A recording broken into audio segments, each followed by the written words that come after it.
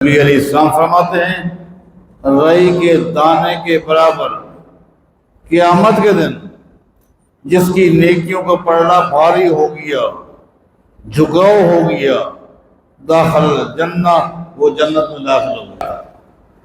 کیونکہ ایک عام آدمی عقل کی بات کو جلدی قبول کر لیتا ہے، اس لیے گمراہ ہو جاتے ہیں۔ انہوں نے اسی کو دلیل بنایا، حالانکہ کوئی تمہاری گنتی ہے تولنے کی کہ تم پریشان ہو گئے ہو، کیسے تولیں؟ ان اللہ علی کل شیء قدیر، اللہ ہر چیز پر قادر ہے۔ قربان جائیں، جس وقت نبی علیہ السلام پر وحی نازل ہوتی تھی تو آپ اپنی زبان کو ان الفاظ پر، تاکہ کہیں یہ بھول نہ جائے، بڑی تیزی کے ساتھ وہ الفاظ اپنی زبان پر لاتے تھے، کہیں یہ الفاظ مجھے بھول نہ جائے، یہ تو وہی ہے۔ تو اللہ تعالیٰ نے فرمایا لا تحرک بہ لسانک لتعجل بہ ان علینا جمعہ وقرآنہ وَإِذَا قَرَأْنَاهُ فَاتَّبِعْ قُرْآنَهُ ثُمَّ إِنَّ عَلَيْنَا بَيَانَهُ۔ اے میرے پیغمبر صلی اللہ علیہ وسلم، آپ جلدی نہ کیا کریں۔ دو چیزوں کو اللہ فرماتا ہے میں اپنے ذمے لیتا ہوں، دو چیزوں کو اپنے ذمے لیتا ہوں، ایک قرآن کو، ایک قرآن کے بیان کو۔ ایک قرآن کا بیان کے لیے کہیں قرآن کریم نے حکمت کا لفظ استعمال کیا ہے، قرآن اور حکمت۔ یہ قرآن اور حکمت یا قرآن اور بیان، یہ دو چیزیں ہیں۔ قرآن اور بیان یا حکمت، جس کو ہمارے ہاں تفسیر کہتے ہیں، تشریح کہتے ہیں، ایک قرآن کی تشریح، قرآن کی تفسیر، وضاحت۔ اللہ فرماتا ہے یہ دونوں چیزیں میرے ذمہ ہیں۔ اِنَّ عَلَيْنَا جَمْعَهُ وَقُرْآنَهُ وَإِذَا قَرَأْنَاهُ فَاتَّبِعْ قُرْآنَهُ ثُمَّ إِنَّ عَلَيْنَا بَيَانَهُ۔ یہ دونوں چیزیں قیامت تک محفوظ رہیں گی۔ قربان جائیں،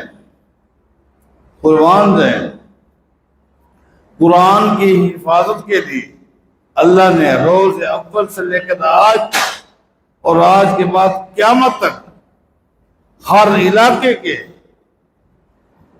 علاقے کے مسلمانوں کے دلوں کو کھول دیا ہے۔ قرآن کی حفاظت کے لیے اللہ نے ہر دور میں حافظ پیدا کیے، جو بڑی آسانی کے ساتھ کسی اور کتاب کو یاد نہیں کر سکتے لیکن قرآن کو یاد کر لیتے ہیں۔ قرآن کی حفاظت کے لیے اللہ نے حافظوں کے سینے کھول دیے، اور بیان کی حفاظت کے لیے، حکمت کی حفاظت کے لیے، جس کو دوسرے لفظوں میں نبی علیہ السلام کی سنت کہتے ہیں، آپ کی حدیث کہتے ہیں، آپ کی سیرت طیبہ کہتے ہیں، اس کی حفاظت کے لیے اللہ تعالیٰ نے ہر دور کے محدثین کے سینوں کو کھول دیا ہے۔ وہ یاد بھی رکھتے ہیں، لکھتے بھی ہیں۔ یاد رکھنے کی بھی اہمیت ہے، اتنی اہمیت ہے اگر ایک آدمی ہے، اس کے پاس ایک بہت بڑی لائبریری ہے، حدیثوں کی لائبریری ہے، لیکن اگر اس کے سینے میں حدیثیں نہیں ہیں، لائبریری ہے، اس کو آپ عالم نہیں کہہ سکتے، لیکن جس کے سینے میں احادیث ہے وہ عالم ہے۔ اس لحاظ سے حفظ کی ایک حیثیت ہے، ہاں، لیکن جب عالم فوت ہو جاتا ہے تو وہ علم اس کے ساتھ جاتا ہے، اگر لکھا ہوا ہو تو بعد میں محفوظ رہ جاتا ہے۔ ہر دور میں اللہ تعالیٰ نے مسلمانوں کے ذریعے حدیث کی حفاظت کی ہے، حدیثیں یاد کرائی۔ صحابہ کرام احادیث کو یاد کرتے تھے، احادیث کو لکھ لیتے تھے۔ سیدنا ابو ہریرہ رضی اللہ تعالیٰ عنہ کی روایت ہے، لکھنا نہیں جانتے تھے، ان کو لکھنا نہیں آتا تھا، لیکن ہر وقت نبی علیہ السلام کی مجلس میں رہتے، آپ کے حدیث کو سن کر یاد کر لیا کرتے۔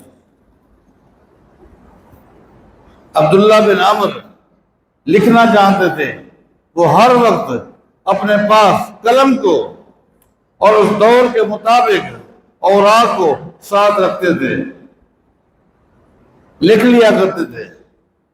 کچھ لوگوں نے کہا ہر چیز نہ لکھا کرو، لیکن جب اس نے نبی علیہ السلام سے پوچھ لیا کہ کیا کروں، کیا لکھوں، کیا نہ لکھوں، تو نبی علیہ السلام نے فرمایا والذی نفسی بیدہ ما یخرج منہ الا الحق۔ عبداللہ، مجھے اس ذات کی قسم ہے جس کے ہاتھ میں میری جان ہے، میری زبان سے سوائے حق کے کچھ نکلتا ہی نہیں، جو کچھ کہوں لکھ لیا کرو۔ صحابہ کرام یاد کر لیا کرتے تھے، لکھ لیا کرتے تھے۔ یہی طریقہ کار مردوں کا تھا، یہی طریقہ کار خواتین کا تھا۔ خواتین کے پاس بھی علم تھا۔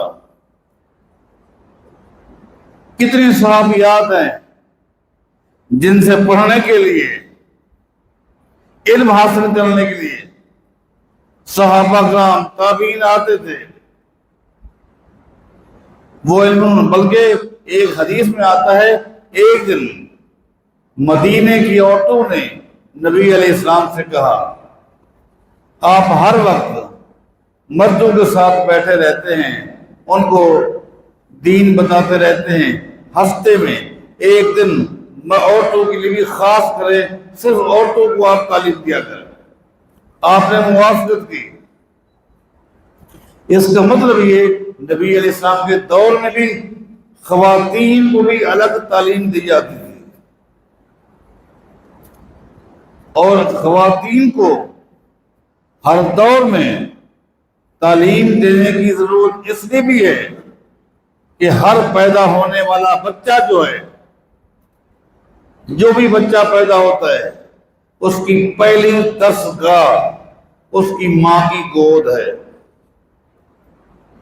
ہر پیدا ہونے والے بچے کی پہلی گود، پہلی درسگاہ اس کی ماں کی گود ہے۔ اگر اس گود میں قرآن و حدیث کا علم ہوگا، اس بچے کو ملے گا۔ اس گود میں شرک ہوگا تو شرک کی بات بتائی جائے گی، بے حیائی کی باتیں بتائی جائیں گی۔ اس لیے خواتین کے بارے بعض اہل علم کا موقف ہے، اگر کسی خاندان میں، کسی قوم میں، کسی برادری میں ایک بچہ عالم بن جائے تو سمجھو اس قوم میں ایک عالم بن گیا، لیکن اگر کسی خاندان میں ایک بچی عالمہ بن جائے سمجھو ایک خاندان عالم بن گیا۔ کیوں؟ ایک بچی جو عالمہ بن جاتی ہے آگے وہی ماں بن جاتی ہے، اور ایک خاندان اس کے ہاتھ سے تربیت پاتا ہے۔ یہ بھی اس بات کی دلیل ہے کہ دینی تعلیم خواتین کو بھی دی جائے، ہر ادارے میں ادارے ہوں، اور تعلیم کا سلسلہ جاری رہنا چاہیے۔ الحمدللہ ہمارے دوستوں کو اللہ جزائے خیر دے، اس علاقے میں جب ادارے کی ضرورت محسوس کی تو الحمدللہ مرکز اصحاب الکہف الاسلامی کی انہوں نے بنیاد رکھی، اور ان کا خلوص ہے، اخلاص ہے کہ یہ ادارہ دن بدن الحمدللہ ترقی کرتا جا رہا ہے۔ اللہ مزید ترقیوں سے نوازے۔ اور یہ 5 سالہ کورس، اس میں قرآن کریم کی تفسیر کی، عقیدے کی، سیرت کی میراث کی، دیات کی، فقہی مسائل کی مکمل تعلیم دی جاتی ہے۔ ایسی بات نہیں کہ 5 سالہ کورس ہے اور باقاعدہ یہاں بچیاں پڑھنے والی خالی یہی سے امتحان پاس کر کے نہیں جاتی، بلکہ وفاق المدارس سلفیہ کا بھی، جو کہ ہمارے پورے پاکستان کا مرکزی بورڈ ہے، وہاں سے بھی الحمدللہ یہ بچیاں فراغت حاصل کرتی ہیں، وہاں سے بھی امتحان پاس کرتی ہیں۔ اس سال بھی وفاق المدارس میں ہمارے اس ادارے سے 42 بچیوں نے داخلہ لے کر امتحان دیا تھا، اور اللہ کی توفیق سے یہ اللہ کا انعام ہے۔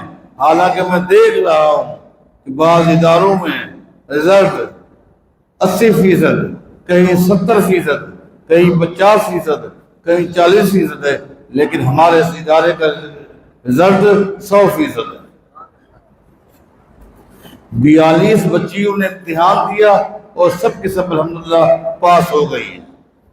تو یہ در حقیقت اللہ تعالیٰ کی توفیق اور مہربانی کے بعد بچیوں کی محنت، لگن اور معلمات کا دل لگا کر پڑھانا، یہ ساری چیزیں اس میں شامل ہیں۔ اللہ تعالیٰ ہم سب پہ رحم فرمائے۔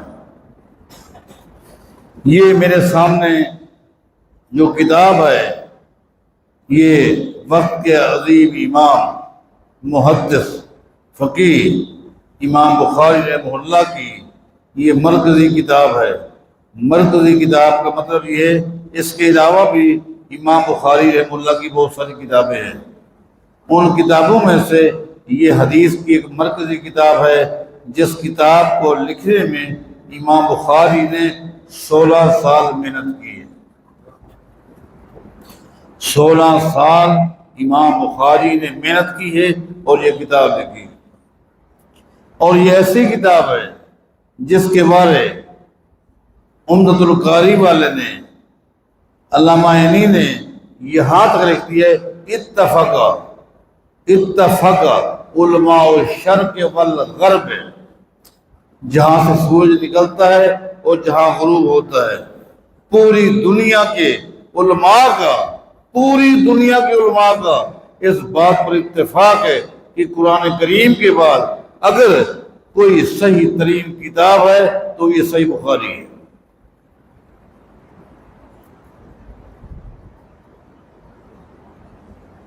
یہ کتاب جس کا آخری چیپٹر جو ہے وہ کتاب التوحید ہے۔ کتاب التوحید کا یہ آخری باب ہے جو میں نے آپ کے سامنے پڑھا ہے، باب قول اللہ تعالی وَنَضَعُ الْمَوَازِينَ الْقِسْطَ لِيَوْمِ الْقِيَامَةِ وَأَنَّ أَعْمَالَ بَنِي آدَمَ وَقَوْلُهُمْ يُوزَنُ۔ آپ جانتے ہیں ایمانیات کی مرکزی چیزیں، مرکزی ارکان کیا ہیں؟ ان تؤمن باللہ وملائکتہ وکتبہ ورسلہ، اللہ پر ایمان، اللہ کے فرشتوں پر ایمان، آسمانی کتابوں پر ایمان، انبیاء پر ایمان، تقدیر پر ایمان، اسی طرح آخرت پر بھی ایمان۔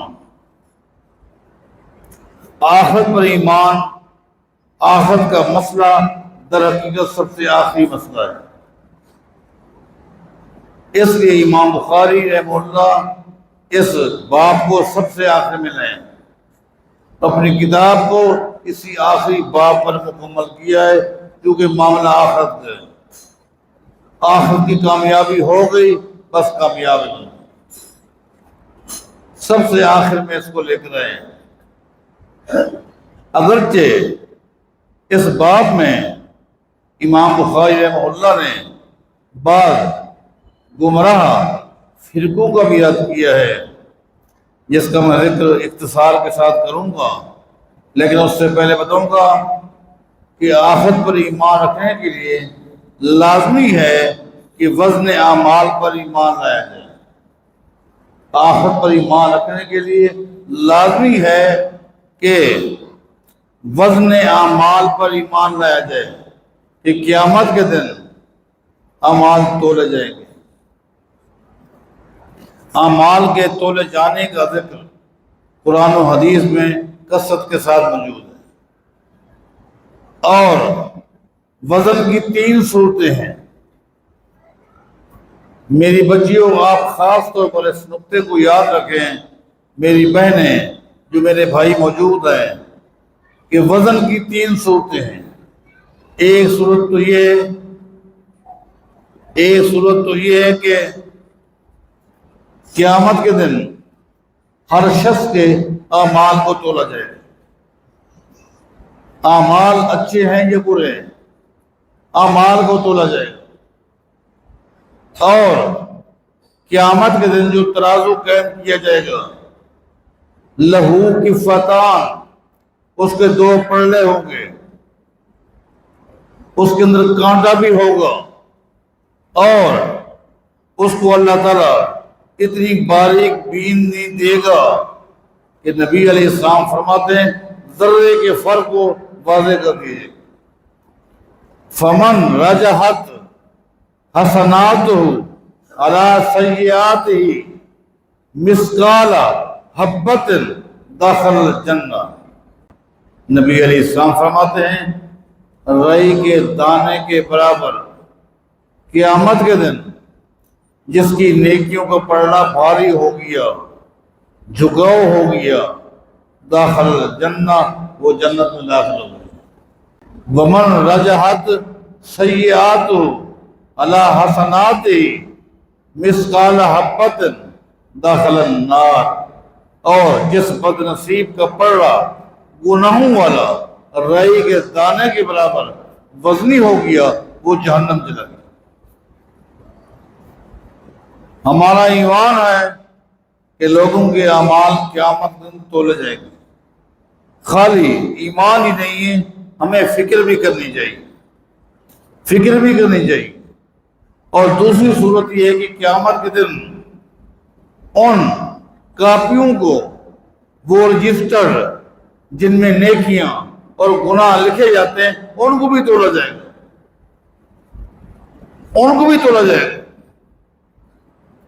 ہر آدمی جب آئے گا اللہ کے حکم سے، اس کے وہ رجسٹر جن میں فرشتے گناہ لکھتے تھے وہ بھی لائے جائیں گے، جن میں نیکیاں لکھتے تھے وہ بھی لائے جائیں گے، تولا جائے گا، اس کے وزن کو بھی دیکھا جائے گا۔ اس پر بھی ہمارا ایمان ہے۔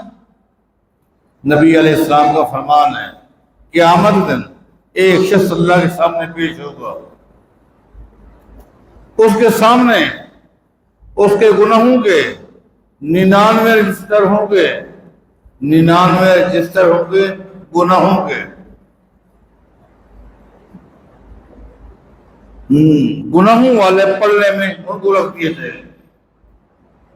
اللہ تعالیٰ سے پوچھے گا اللہ کا عذروں، کیا یہ تیرے گناہ تھے کہ نہیں تھے؟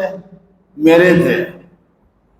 اتنکر منہ شیئا، کہیں ایسا تو نہیں تو نے کوئی گناہ نہ کیا ہو، فرشتوں نے خام خواہ لکھ دیا ہو؟ نہیں میرے گناہ۔ الظلمہ کا کتبتی، فرشتوں نے تیرے ساتھ کو زیادتی تو نہیں کی۔ 99 گناہ، ان کو بھی تولنے کے لیے ترازو کے پلڑے میں رکھ دیا جائے گا۔ اس کے بعد اللہ فرمائے گا تیری ایک نیکی ہمارے پاس موجود ہے۔ بندہ کہے گا کہاں؟ 99 رجسٹر گناہوں کے، اور کہاں ایک نیکی؟ حدیث میں آتا ہے وہ ایک چھوٹی سی پرچی ہوگی، اس کو لایا جائے گا اور نیکیوں والے پلڑے میں اس کو رکھ دیا جائے گا۔ جب رکھا جائے گا تو اس پرچی والا پلڑا اتنا بھاری ہو جائے گا، وہ زمین پر ہوگا، 99 گناہوں والا رجسٹر پر ہوگا۔ اس پلڑی میں کیا ہوگا؟ اس کا عقیدہ ہوگا، اس کی توحید ہوگی، توحید کی غلط ہوگی۔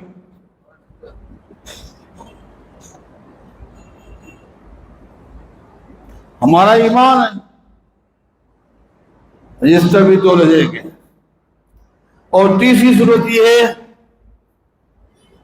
ہر شخص جو اللہ کے سامنے پیش ہوگا اس کو بھی وزن کیا جائے گا، اس کو بھی تولا جائے گا۔ نبی علیہ السلام فرماتے ہیں ایک کافر کو جب لایا جائے گا تولنے کے لیے، لا یزن عند اللہ بعوضۃ جناح، تو ایک کافر کا وزن مچھر کے پر کے برابر بھی نہیں ہوگا، جبکہ اس کے مقابلے میں ایک مسلمان موحد کا وزن کتنا ہوگا؟ وہاں کہ والذی نفسی بیدہ لا اسقلہما من احد، کل قیامت دن عبداللہ بن مسعود کی جو پنڈلیاں ہیں اس کو جب رکھا جائے گا ترازو کے پلڑے میں، احد پہاڑ سے بھی زیادہ وزنی ہوگی۔ اعمال کو تولا جائے گا، رجسٹر تولا جائیں گے، لوگوں کو تولا جائے گا، ہمارا ایمان ہے۔ لیکن کچھ گمراہ فرقے تھے جنہوں نے کہا نہیں، اعمال نہیں تولے جائیں گے، عقل نہیں مانتے۔ بیٹا یہاں بیٹھ جاؤ یا نکل جاؤ، کوئی ایک استاد پیچھے ہو تو یہ بیٹھ جاتے سب، یہ انتظام نہ اوپر اچھا سمجھ آ رہا ہے نہ نیچے سمجھ آ رہا ہے۔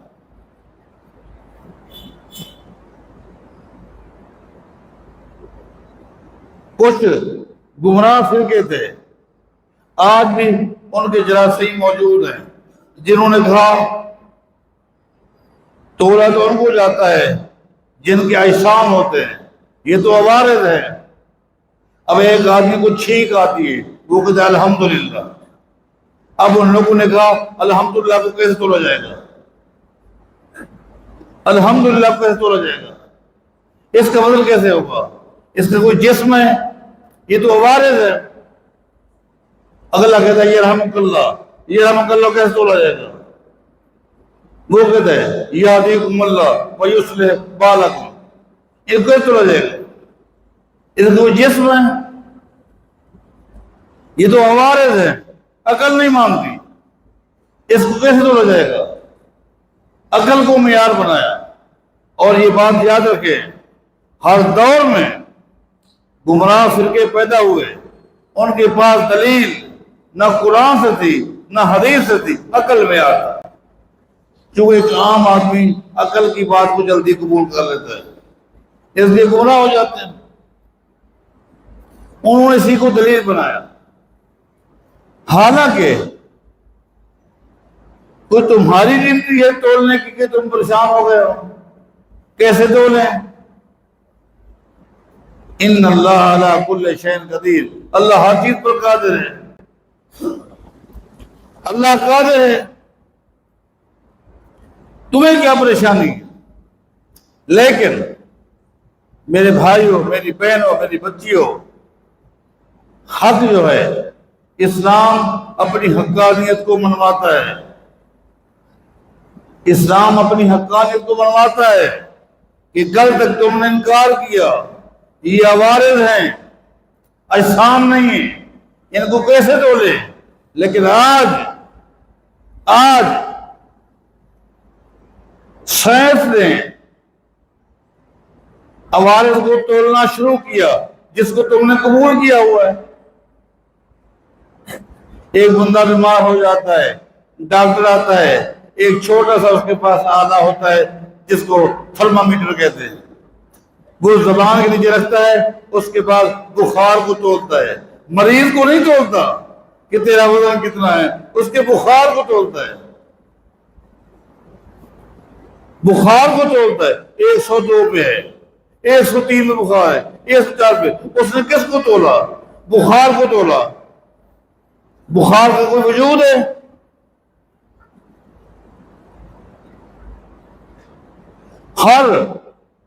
ہر گاڑی کے اندر میٹر لگا ہوا ہے جو رفتار کو تولتے ہیں، گاڑی کو نہیں،